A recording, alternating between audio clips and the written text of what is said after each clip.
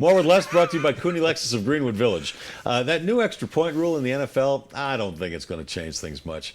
Instead of placing the ball at the 2-yard line and making what is essentially a 19-yard kick, the ball is going to be placed at the 15, and it'll be a 32 or 33-yard kick. You know how often NFL kickers made that longer kick last year for field goals, 32 to 33?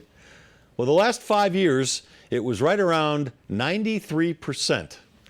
Not enough of a drop-off from the old extra point number to turn coaches' heads. Secondly, let's remember the nature of coaches. Most are as conservative as Rush Limbaugh. They're risk-averse. They really like their jobs and they really like their money, so they rarely defy convention.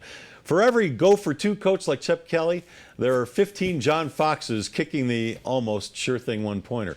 I think you'll still see coaches going for two when they absolutely have to, but as long as the NFL is in a rules-changing mood, I have a few more suggestions. You know that overtime rule where the team that wins the coin toss gets the football, scores a touchdown, and the game is over? Get rid of it.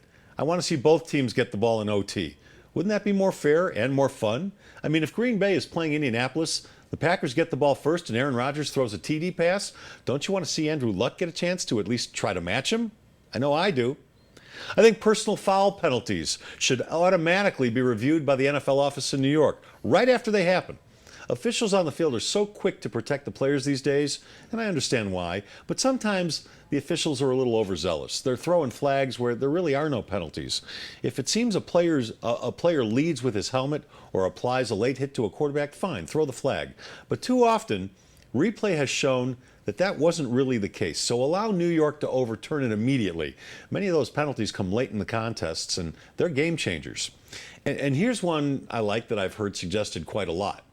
When a team crosses the 50-yard line and they're in enemy territory, do not allow them to punt. They either have to kick a long field goal or go for it on 4th down. I think that would add a lot of excitement to the game and take away some of the boring conservatism.